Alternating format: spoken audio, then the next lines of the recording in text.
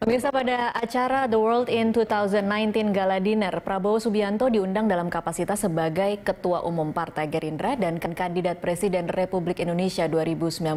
Di acara itu, Prabowo melontarkan pernyataan bahwa korupsi di Indonesia sudah seperti kanker stadium 4. Menanggapi hal itu, Wakil Ketua Tim Kampanye Nasional Joko Widodo Ma'ruf Amin, Arsul Sani menyatakan bahwa Prabowo perlu berkaca pada Partai Gerindra sendiri serta memikirkan strategi baru untuk memberantas korupsi dan bukan sekedar janji. Bersama saya Tasya Lutmila, Prime Time Talk hari ini akan membahas tema saling serang isu korupsi. Dan sudah hadir bersama saya di studio juru bicara Badan Pemenangan Nasional Prabowo Sandi, Gamal Albin Said, Wakil Direktur Saksi Tim Kampanye Nasional Jokowi Ma'ruf Lukman Edi, dan pengamat politik dari SMRC Jayadi Hanan. Selamat sore Pak Jayadi, Pak Lukman, dan juga Mas Gamal. Terima kasih sudah hadir di studio kami. Kita akan langsung saja membahas statement dari Prabowo di Gala Dinner di Singapura. Apa sebenarnya pesan yang ingin disampaikan oleh Pak Prabowo di sini? Iya, jadi Pak Prabowo kan menyampaikan dengan jelas statement utama bahwa beliau ingin mengumpulkan orang-orang terbaik yang punya integritas untuk menyelesaikan masalah bangsa. Lalu satu permasalahan yang beliau sampaikan, salah satunya adalah waktu itu yang beliau anggap memang sangat krusial, korupsi ya. Karena kita tahu memang itu menjadi sebuah problem besar kita hadapi, apalagi indeks persepsi korupsi kita kan stagnan ya, di angka 37. Bahkan kalau kita lihat peringkat kita turun, Mbak Tasya. Jadi tahun lalu itu kita di peringkat 90, sekarang kita peringkat 96. Bahkan kita kalah sama Timor Leste yang dia mungkin lahir dari rahim Indonesia ya.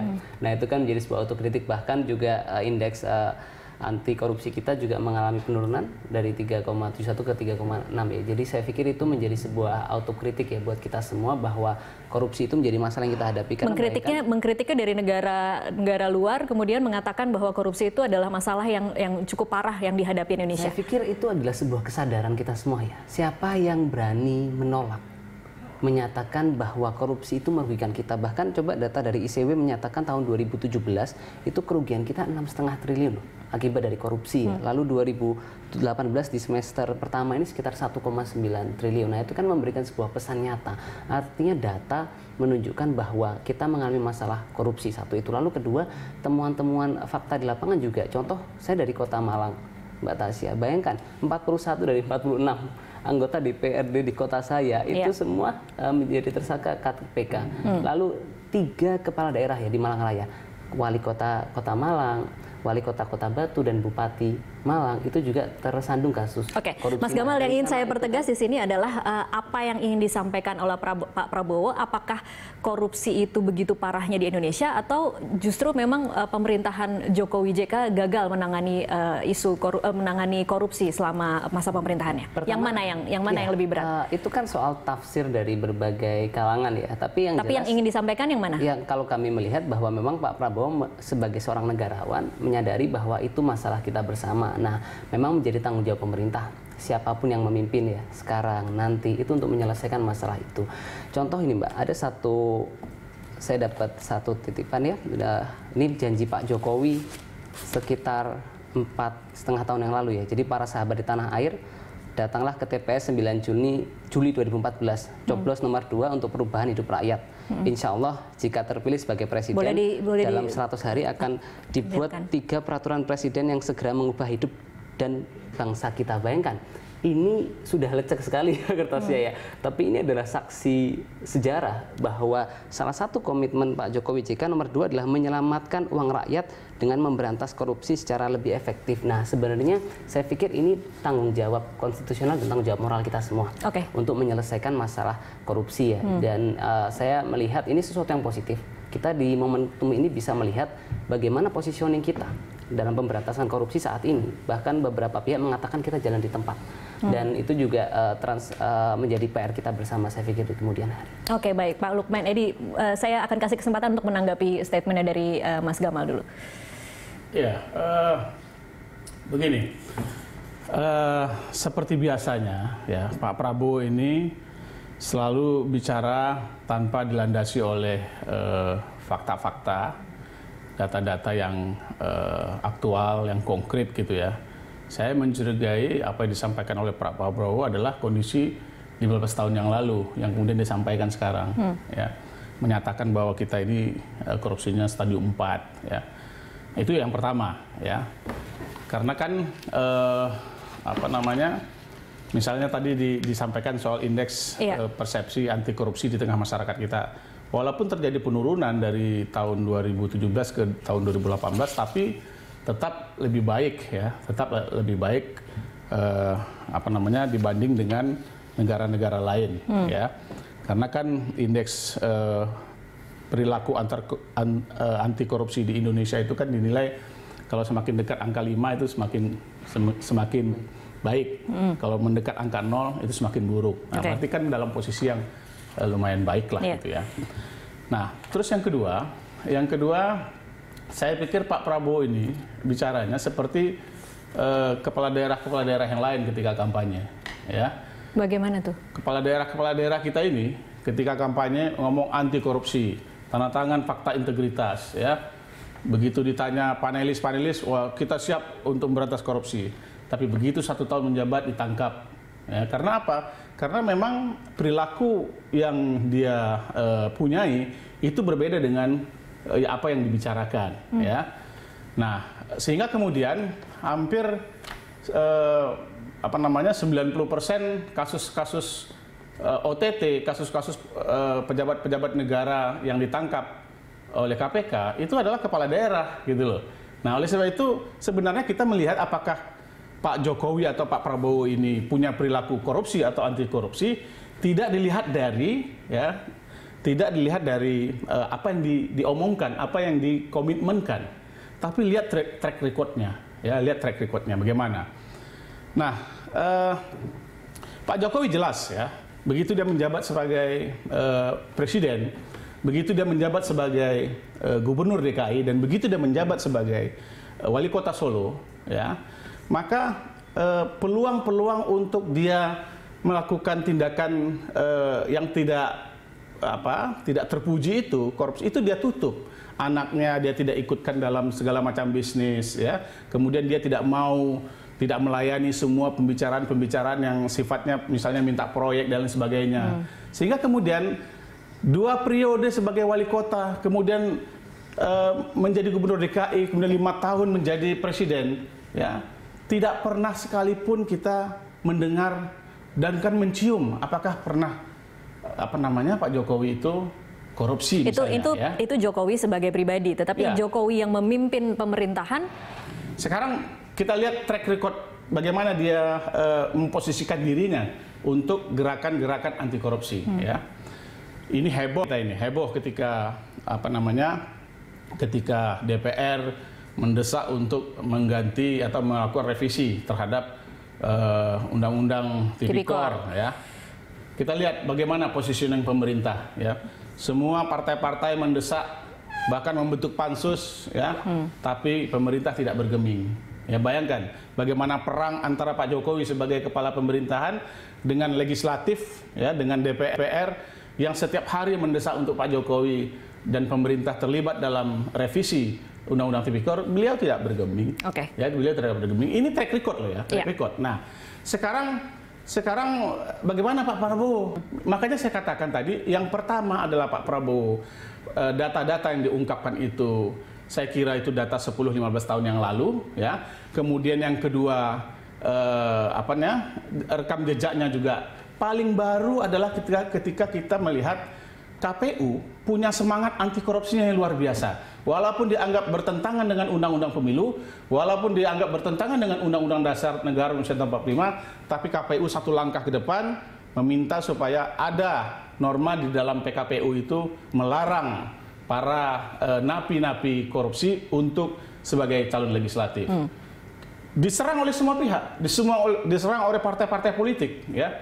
Tetapi kemudian apa yang terjadi? Gerindra, Pak Prabowo sebagai ketua umumnya, termasuk pihak yang menekan KPU untuk membatalkan undang-undang itu, ya. Sehingga kemudian ketika undang-undang itu masuk ke ranah hukum sampai ke Mahkamah Agung membatalkan, Gerindra termasuk yang menikmati, ya. Anda mau meng-highlight bahwa ini adalah semangat, bukan kemudian lebih pro anti korupsi. 6 orang calegnya ternyata adalah mantan napi, ya. Ini tandanya apa? Makanya kita ini bingung sekarang. antara fakta apa yang diomongkan dan apa yang dilaksanakan ini kok berbeda jauh. Saya kasih kesempatan Mas Gamal dulu sebelum saya ke Pak Jayadi, silakan. Kalau saya melihat secara objektif ya, kita sudah yakin lah Pak Jokowi, Kiai Ma'ruf, Pak Prabowo, Bang Sandi itu sudah selesai. Mereka tidak mungkin seorang yang punya etikat mereka orang yang baik ya. Jadi tidak mungkin mereka itu secara personal memanfaatkan jabatan. Tapi kita masuk ke ranah yang lebih substansi untuk negara kita, artinya program. Jadi pertanyaan yang harus dijawab oleh pemerintah hari ini sebetulnya adalah apa 4,5 tahun yang sudah dilakukan dalam konteks pemberantasan korupsi secara aktif, secara konstruktif, dan itu memang berimplikasi. Dari BPN melihatnya itu tidak, dari BPN itu melihatnya belum ada pergerakan.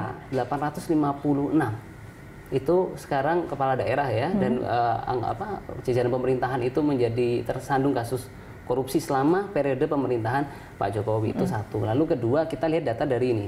Kalau tadi dibilang tidak objektif, saya kok kurang sepakat ya dengan penuh hormat Pak Lukman ya, karena data dari seperti yang tadi saya sampaikan ya, bahwa indeks persepsi korupsi kita stagnan di 37, bahkan kita kalah sama Timor Leste, negara yang baru ya. Lalu kalau kita lihat, tapi tidak bisa dibandingkan apple to apple karena besarnya kan tapi terlepas dari itu, kalau kita bandingkan di negara ASEAN pun kita kalah sama Singapura peringkat 6, kita kalah sama Brunei, kita kalah sama Malaysia. Dan yang menjadi kritik itu, dan banyak pihak juga ICW menyatakan, juga dari Transparansi Internasional mengatakan itu soal stagnansi ya sebetulnya. Jadi begini, statement dari Transparansi Internasional itu mengatakan meski banyak negara melakukan upaya memerangi korupsi, sebagian besar negara terlalu lamban untuk bertindak. Nah, jadi memberantas korupsi memang membutuhkan waktu, namun dalam 6 tahun terakhir banyak negara yang tak membuat kemajuan. Dan stagnansi Indonesia itu yang ingin dikritik oleh BPN terhadap pemerintahan saat ini, begitu jadi ya? Sebetulnya kita juga butuh. Nah, kalau kami konkret ya, jadi usulan kami itu masuk di pilar ekonomi kami, pilar politik hukum dan HANKAM kami ya, untuk bagaimana menyelenggarakan pemerintah yang bersih, dan kami punya diferensiasi, yaitu fokus pada transparansi ya. Jadi membangun manajemen keterbukaan dalam pemerintah. Oke, baik. Saya ke Pak Jayadi. Pak Jayadi, bagaimana Anda melihat isu korupsi yang kemudian dimainkan dalam kampanye kali ini? Sebetulnya yang disampaikan Pak Prabowo itu bukan hal baru. Iya. Itu sudah kita dengar 20 tahun terakhir. Termasuk kanker stadium 4-nya?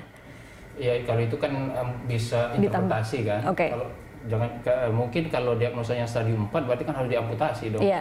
Jadi misalnya iya, kanker stadium 4 kemudian seperti sudah saya dengar kalau udah kanker stadium 4 itu udah tinggal nunggu matinya. Iya, betul.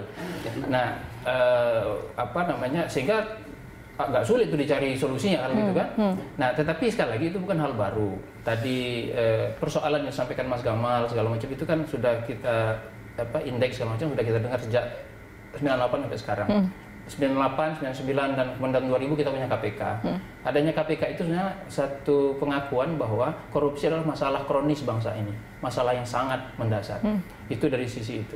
Kemudian riset menemukan bahwa selama 20 tahun terakhir itu korupsi itu selalu masuk top 5 di antara masalah-masalah yang menurut masyarakat harus segera diselesaikan. Selain soal-soal ekonomi. Itu artinya di tingkat masyarakat pun menganggap korupsi adalah masalah yang sangat serius. Kemudian kalau kita perhatikan dari presiden ke presiden, mulai dari terutama pasca reformasi, tidak ada satupun presiden yang tidak memberikan perhatian serius, minimal di komitmen dan janjinya kepada soal pemberantasan korupsi. Jadi itu memang soal yang sangat mendasar, dan saya kira kalau bicara soal penegakan hukum dan korupsi, ya siapapun calon presiden akan bicara korupsi adalah salah satu masalah penting di bangsa ini. Nah, pertanyaannya sekarang adalah kalau mau saling tuding soal korupsi itu, ya akan kena kena ke masing-masing yang menuding. Misalnya kalau Pak Prabowo menuding partai lain korupsi misalnya, ya Gerindra juga kena. Gitu. Karena semua partai PDIP tidak ada yang lepas dari korupsi. PDIP juga kena gitu. Karena kalau kita perhatikan dari track record itu, Malang misalnya ada 44 ya, 41 dari 45 yang masuk. Itu semua partai kan kena. Iya. Jadi maksud saya yang diperlukan sekarang bukan soal siapa yang paling banyak korupsi atau tidak. Dalam konteks ini adalah pertama komitmennya apa. Yang kedua track record apa. Itu yang ketiga solusi apa yang akan ditawarkan untuk ke depan yang berbeda dari sekarang. Kalau yang sekarang itu dianggap tidak efektif. Tapi kalau dari statement Pak Prabowo sendiri, Pak Jayadi menangkapnya itu memang menuding pemerintahan saat ini atau tidak? Menurut kalau itu menuding itu tadi, kalau menuding itu akan kena sendiri juga. Oh, oke. Karena kan Pak Prabowo pemimpin partai, partainya kena juga kan itu. Bagaimana Pak Prabowo menuding partai lain, sementara di partainya sendiri juga masih banyak yang korupsi kan gitu. Ada statementnya, saya bisa kutip pernyataan Pak Prabowo mengatakan bahwa para elit mereka berpikir bisa membeli semuanya, rakyat Indonesia miskin maka kita berikan saja beberapa karung nasi dan mereka akan memilih saya. Saya akan membeli atau menyuap semua orang. Ini sebenarnya ketika menuding kena sendiri juga. Pak Prabowo masuk elit di situ kan, lingkaran Pak Prabowo juga ada elit. Jadi mungkin kalau itu menuding ya, tapi saya mungkin menduga hal kedua bahwa mungkin Pak Prabowo ingin menunjukkan kepada dunia internasional bahwa beliau seorang yang komitmen kepada pemberantasan korupsi. Mengapa itu penting di dunia internasional? Karena Pak Prabowo kan sering dikaitkan dengan dengan Orde Baru. Dan memang beliau terlibat kan di dalam Orde Baru, bukan hanya menjadi bagian, tapi juga beliau adalah menantu dari pemimpin utama Orde Baru ketika itu. Nah, salah satu problem dalam Orde Baru adalah soal korupsi itu. Jadi mungkin itu salah satu tujuannya menunjukkan bahwa walaupun dia sering dikaitkan dengan Orba, dia adalah orang yang melihat ke depan ingin menyelesaikan persoalan korupsi dengan serius. Gitu. Mas Gamal benar seperti itu. Jadi statement itu sengaja ditampilkan di Singapura di makan malam kemudian untuk menunjukkan bahwa saya calon kandidat presiden dari Indonesia tidak terkait dengan Orba yang dulu sering diasosiasikan dengan korupsi. Itu soal saya pikir interpretasi dari statement itu bisa berbeda setiap orang. Tapi 2 poin penting yang disampaikan Pak Prabowo itu satu tadi ya. Jadi beliau mengatakan saat ini Indonesia sangat membutuhkan orang-orang cerdas dan jujur untuk membangun demokrasi yang sehat. Lalu beliau juga menyampaikan 3 poin ya. Jadi ingin membangun tim anak bangsa yang terbaik dan paling cerdas dengan integritas yang tinggi. Jadi itu saya pikir tampak ya dari adanya sebuah komitmen Pak Prabowo untuk bagaimana membangun sebuah tim baru yang diisi oleh anak-anak muda, cerdas, jujur, dan punya integritas yang lagi-lagi saya tidak mengerti mengapa ungkapan atau harapan seperti ini harus diumumkan di Singapura.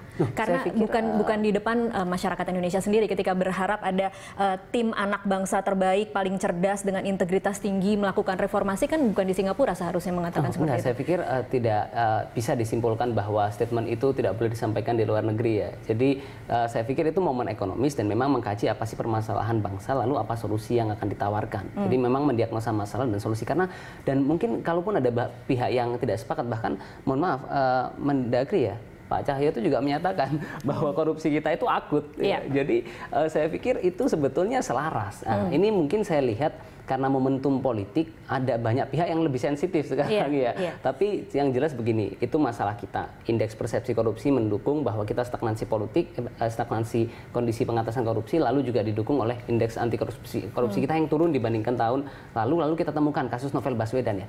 Coba kita ingat bagaimana kalau apa yang menimpa Pak Novel Baswedan bagi saya ya. Pak Novel Baswedan ini adalah munir di era reformasi saat ini. Ya, jadi bagaimana beliau mendapatkan ketidakadilan dalam perjuangannya untuk memperjuangkan sebuah keadilan. Nah, itu menjadi tanggung jawab pemerintah, saya pikir, untuk mampu menyelesaikan dalam tempo sesingkat-singkatnya. Ketika nanti sampai akhir masa pemerintahan Pak Jokowi, lalu kasus Pak Novel Baswedan tidak bisa diselesaikan, menjadi sebuah beban, saya pikir ya. Artinya ketidakmampuan kepemimpinan pemerintah untuk memberikan jaminan keamanan bagi siapapun yang memperjuangkan korupsi, melawan ya korupsi di Indonesia. Saya akan kasih kesempatan Pak Lukman Edi untuk menjawab nanti di segmen selanjutnya karena kita harus break dulu. Pemirsa tetaplah bersama kami, Prime Time Talk akan kembali sesaat lagi.